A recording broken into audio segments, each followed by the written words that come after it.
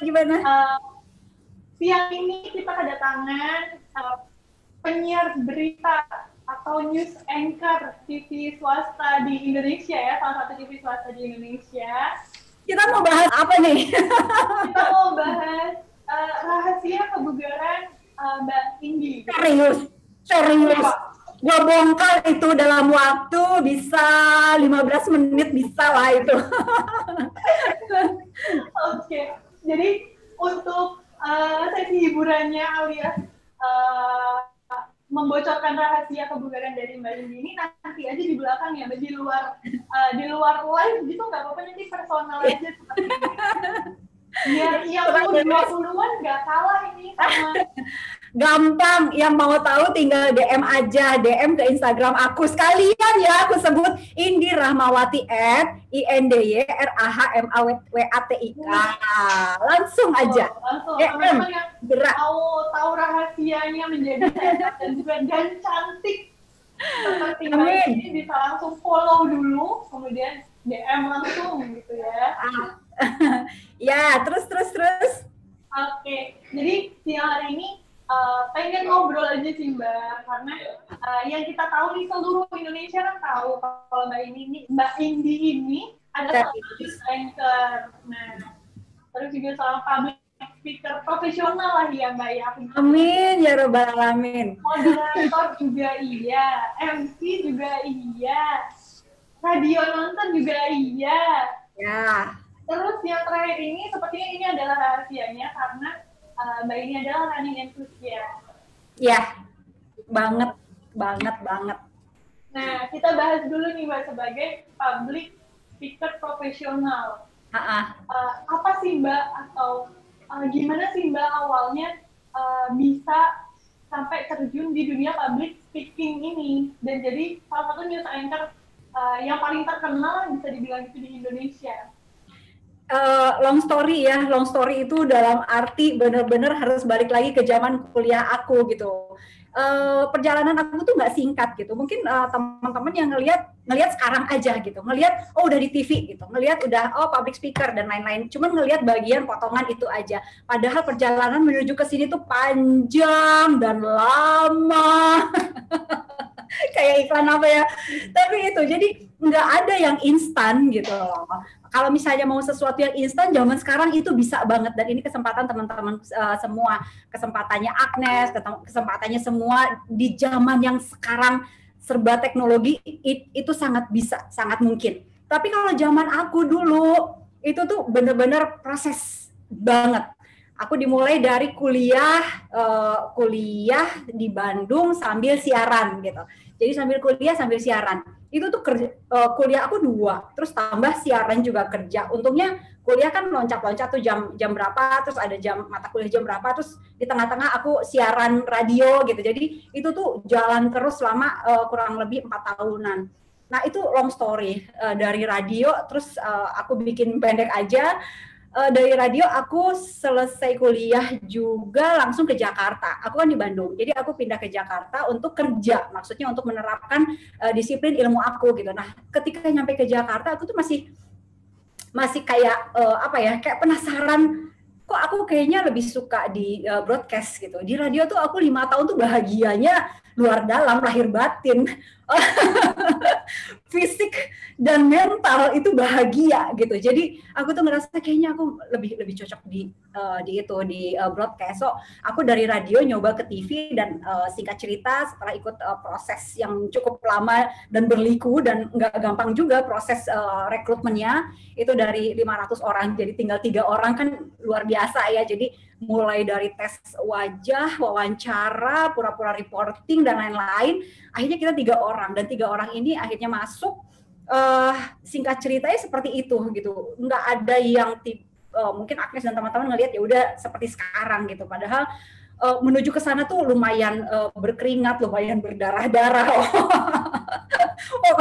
pokoknya nggak ada yang gampang gitu. Jadi awalnya aku sebelum jadi abis dari radio, terus jadi reporter dulu, di lapangan dulu, panas-panasan dulu, keringetan dulu, kerja yang lebih dari 8 jam dulu gitu. Jadi bener-bener yang yang kalau disuruh sama koordinator liputan, kamu gerak ke tempat A, ke tempat yang kedua, ke tempat yang ketiga dalam sehari itu bisa 4 sampai 5 tempat, ya udah jalanin aja gitu. Padahal ya dalam hati tuh udah yang mangkal juga, ya gila ya gue udah capek banget kerja dari jam 8 pagi sampai jam 5 sore itu masih suruh liputan gitu ke beberapa, dulu namanya bukan kementerian tapi dulu departemen. Itu masih suruh jalan. Capek iya gitu. Terus nyampe kantor bikin berita, dari situ dubbing, dari dubbing nyari gambar editing, itu tuh belum selesai, nyampe rumah jam 8 malam. Baik, berapa jam kerja? 12 jam. Dari situ apakah besoknya kita langsung resign karena capek? Enggak. Besoknya karena aku suka sama dunia ini gitu, dunia broadcast ini, karena suka. Jadi besoknya tuh datang dengan cinta yang baru gitu. Sore tuh udah capek banget, tapi besoknya datang dengan cinta yang baru, dengan semangat yang baru, siap lagi untuk liputan. Dan kemudian seperti itu diputar lagi. Belum siaran loh ya, belum siaran, masih jadi reporter di lapangan. Dan keringetan banget Jakarta gitu. Itu ya selama 6 bulan aku nggak dikasih layar. Tapi begitu udah 6 bulan, mulailah liputan on cam yang di jalan, tetap lapangan juga gitu, tetap panas-panasan juga di jalan. Mulai gitu ya Mbak? Iya, arus mudik pertama kali aku.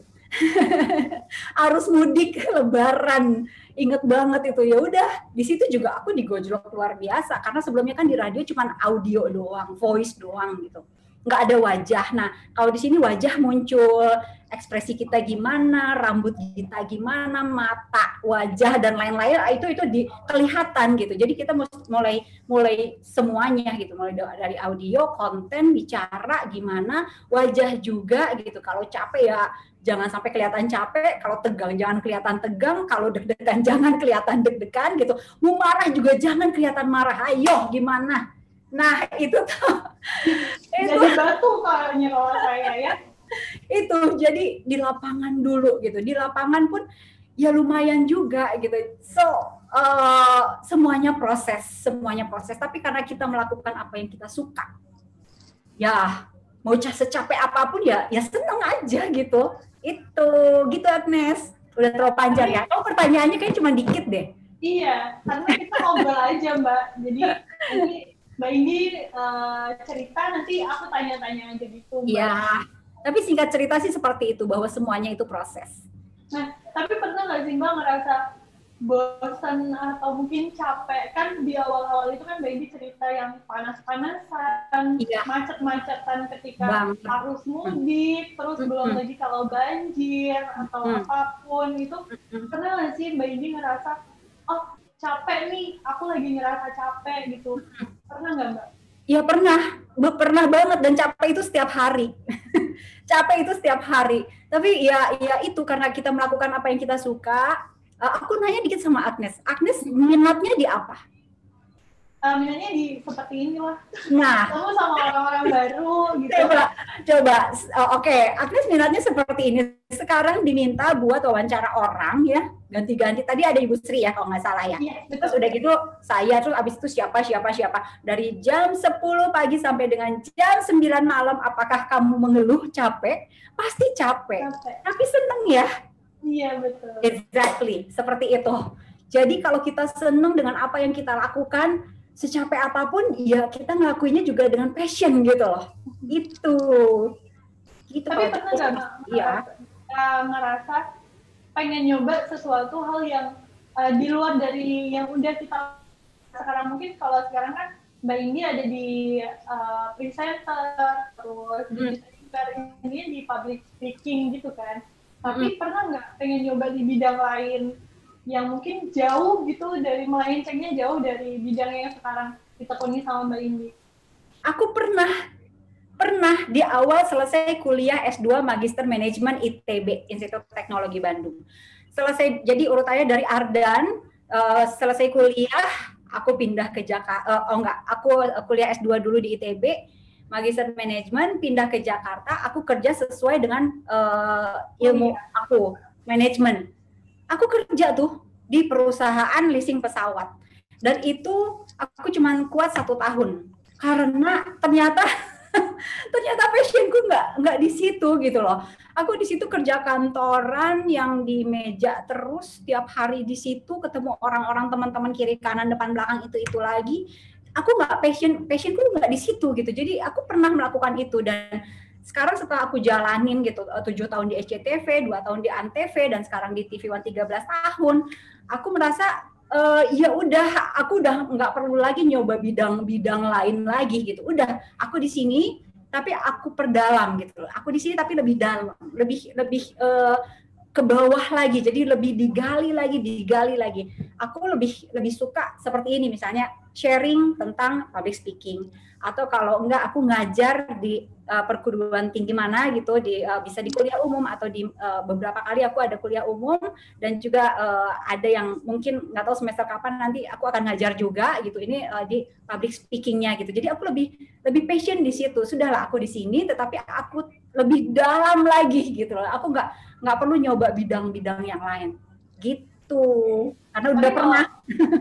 Iya, karena mungkin kalau untuk seumuran aku gitu ya Mbak, yang masih 20-an tahun, masih baru lulus gitu misal dari kuliah, kalau memang mau nyoba, dicoba aja gitu ya Mbak. Coba dulu, karena nggak pernah tahu rasanya kayak gimana, kalau gitu belum coba. Betul. Jadi coba dulu apa yang ada di depan mata dulu gitu. Ada di depan mata ini kerjain dengan sebaik-baiknya. Passion apa enggak? Di situ kita bisa tahu kok. Kalau misalnya passion, secapek apapun kita ngerjain sampai tengah malam pun oke gitu misalnya. Dan besoknya pasti ya tidur bentar, besoknya pasti udah yang pengen melakukan hal yang sama lagi. Tapi kalau nggak passion, capek, udahlah capek, nggak passion, terus ada deadline dan lain-lain, itu tuh capeknya tuh apa ya, nggak cuma fisik tapi capek otak juga, capek mental juga, capek hati juga, dan itu nggak bagus buat kesehatan kita juga gitu. Lebih baik coba dulu yang ada di depan mata, kerjain dulu sebaik-baiknya. Passion apa enggak kita bisa tahu gitu. Terima kasih Mbak Indi. Sepertinya aku akan mencoba menjadi apa ya, yang pekerjaan yang beda jalurnya, jauh banget gitu. Apa misalnya? Contohnya, karena aku nggak punya basic pengusaha Mbak, dan aku tidak terlalu minat di pengusaha. Aku sebenarnya pengen coba sesekali, aku pengen jualan, melihat teman-teman kayak buka all shop apa gitu. Tapi aku Mbak, soalnya dulu pernah jualan pulsa aja diutangin teman, nggak berani lagi. Nggak enak kan? Oh ya udahlah, jadi sekarang pengen jadi pengusaha, ya udahlah, pengen aja, karena dulu pernah coba juga, akhirnya rugi sendiri. Iya, ini di IG di komen banyak banget yang nanya bosmennya mana? Iya. Gue ya, itu bosmen itu bagian akhirnya gitu. Bosmennya nanti jam berapa? Jam 8 apa jam 9? Jam 8. Gongnya 8 malam. Oke.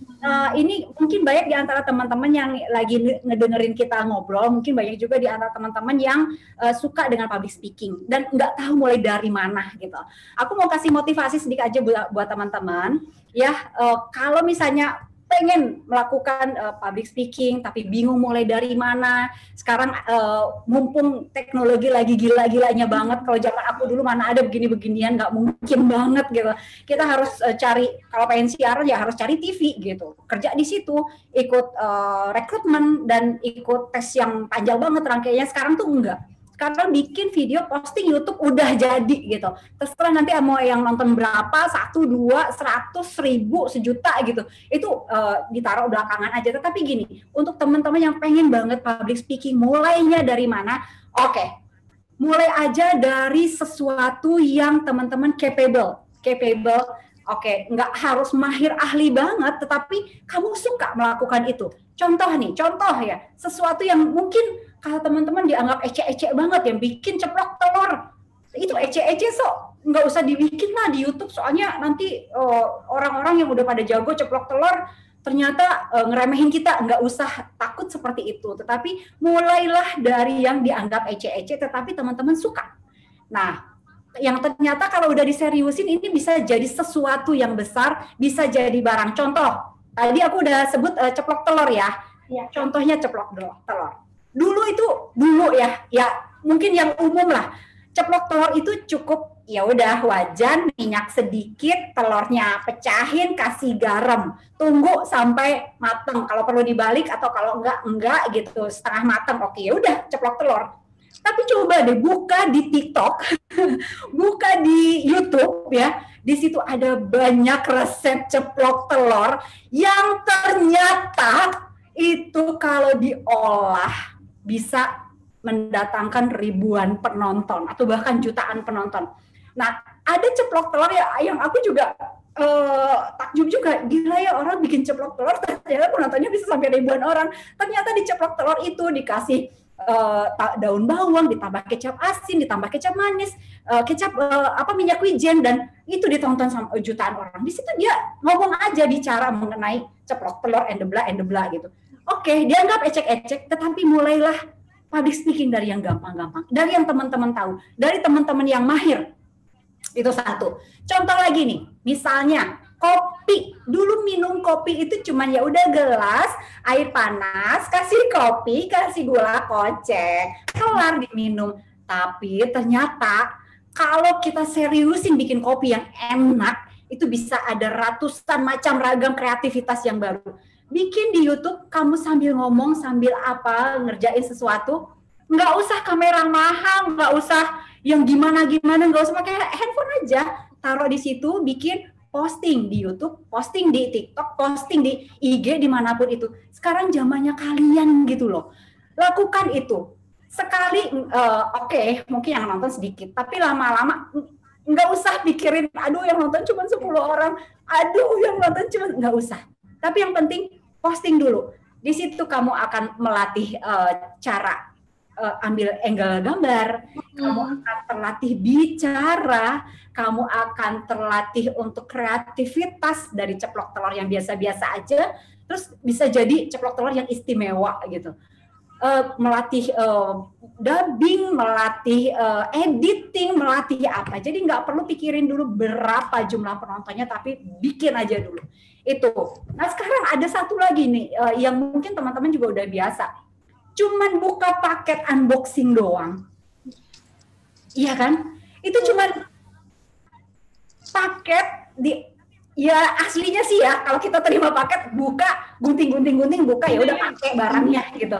Ini enggak, unboxing, terima dulu paketnya, diliatin ngeguntingnya, dibuka kardusnya, dilihat di dalamnya ada apa aja, ada buku manualnya, ada cobanya, ada pasang baterainya.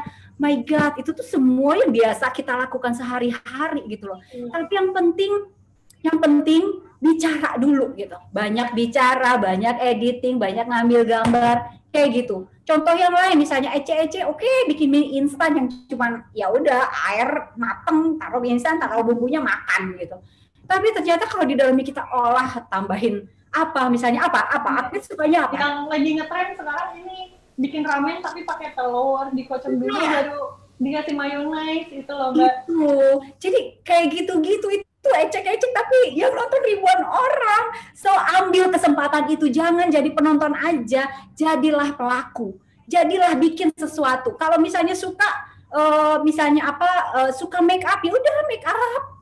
Suka ngejahit, suka crochet, suka apa, anything, bikinlah.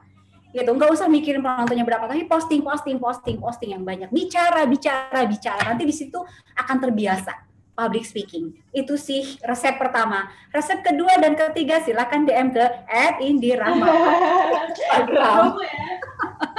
Tetap ya. Kalian nanti juga resep sehat dan kuat ala Mbak Indi gitu ya. Iya, mau sekarang apa enggak? Nanti aja kita di luar frame aja Mbak. Di luar frame aja. Biar investasi doang ya.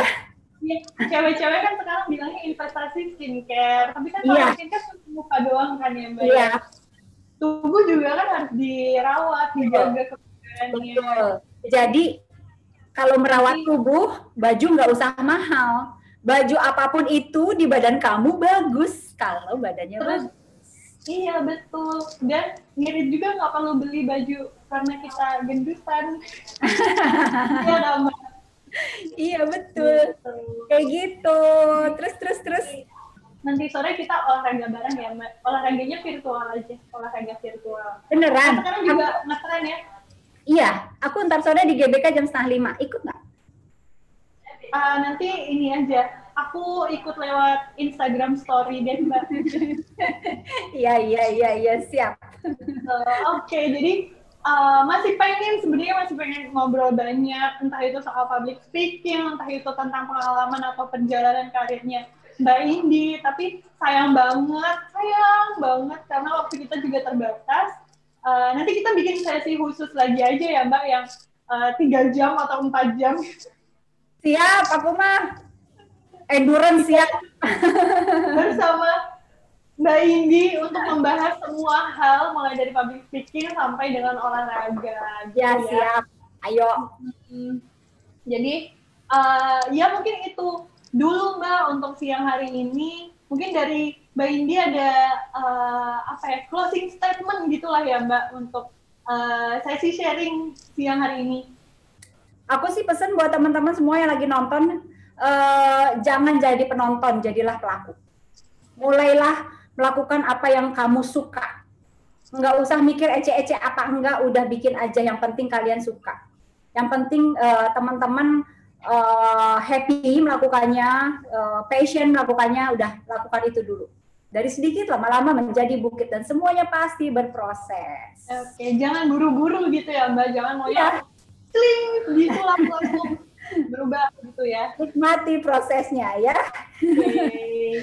Terima kasih banyak Mbak Indi. Selamat melanjutkan aktivitas. Ya, sama-sama. Thank you. Salam buat Bosman. Siap, nanti ya semuanya ya. Iya, terima kasih.